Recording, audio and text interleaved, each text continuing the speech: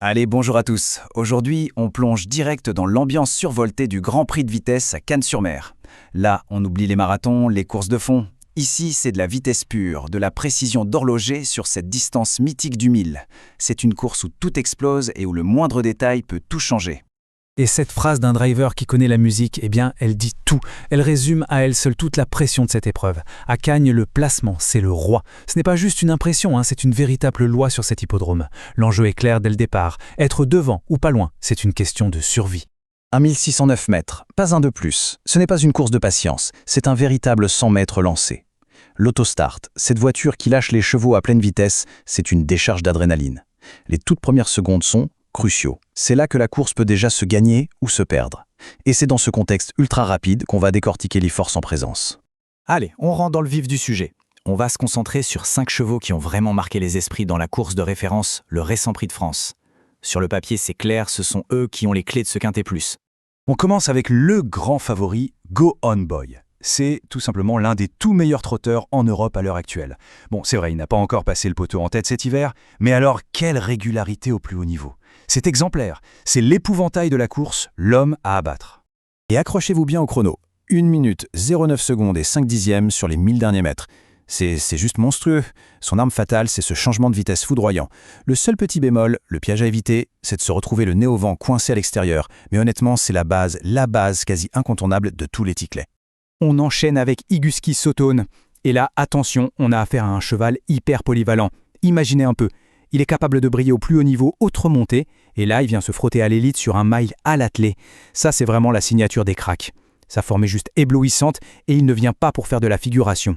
Et c'est un vrai guerrier ce cheval. Sa 5e place dans le Prix de France alors qu'il n'a pas eu le meilleur des parcours, ça en dit long sur sa condition actuelle. Il est au top. Il est dur à l'effort, il ne lâche jamais le morceau, et surtout, il a la vitesse nécessaire pour briller ici. Clairement, c'est un client très sérieux pour le podium. Passons maintenant à Inmarosa. Ah, Inmarosa, la grande malheureuse de l'hiver, vraiment. Sa dernière course, c'était tellement frustrant. Elle était littéralement en prison derrière un mur de chevaux avec des tonnes de gaz et nulle part où aller. Alors oui, elle a une sacrée revanche à prendre. Et elle a largement de quoi faire. Et là, attention, le chiffre qui tue.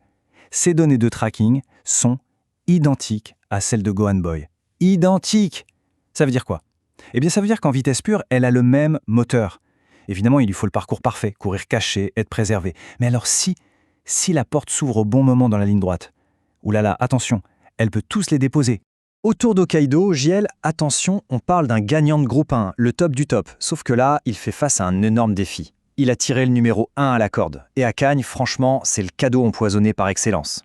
Le risque, il est tout bête, mais il est immense. Se retrouver emmuré le long de la corde et regarder passer les autres sans jamais pouvoir sortir. C'est vrai, sa dernière sortie était décevante. Mais attention, on n'enterre jamais un cheval de cette trempe. S'il arrive à bien jaillir et à se faufiler, il peut accrocher une place. Mais le risque d'enfermement est majeur. Et on termine ce tour d'horizon avec le 5e larron, Executive Eke. Alors lui, c'est le spécialiste, le pur sang de la vitesse, le genre de cheval qui est né pour ses parcours de vitesse. C'est typiquement le trouble-fête, c'est lui qui peut venir s'inviter sur la photo à la fin. Pour lui, c'est simple. Il faut faire une croix sur cette dernière course. On oublie. On se remémore plutôt sa victoire à la magistrale dans le Prix du Luxembourg. Ce jour-là, c'était une fusée. Son point fort, c'est son démarrage. Il peut jaillir et prendre directement les commandes. S'il est dans un bon jour, attention, il peut tout faire sauter.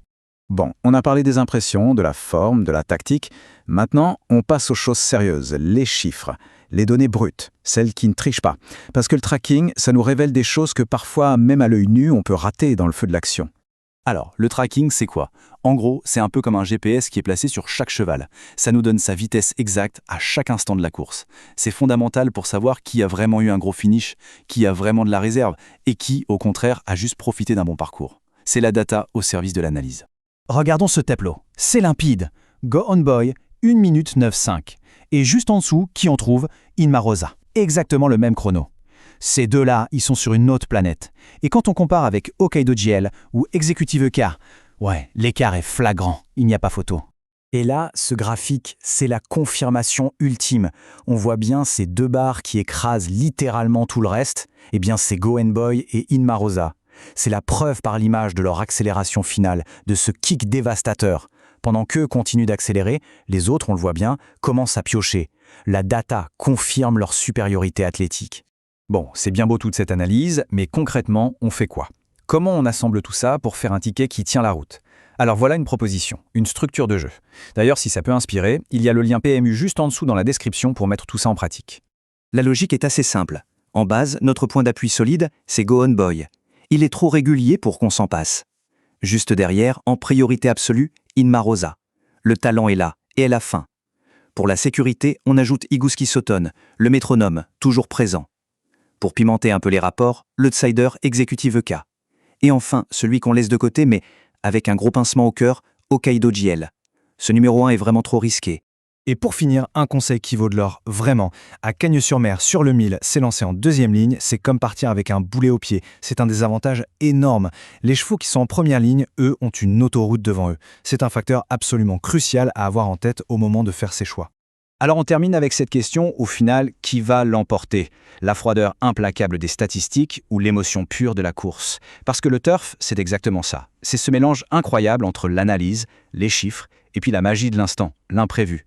On a beau tout décortiquer, à la fin, c'est la piste qui décide. Et c'est ça qui est beau. Allez, que le meilleur gagne.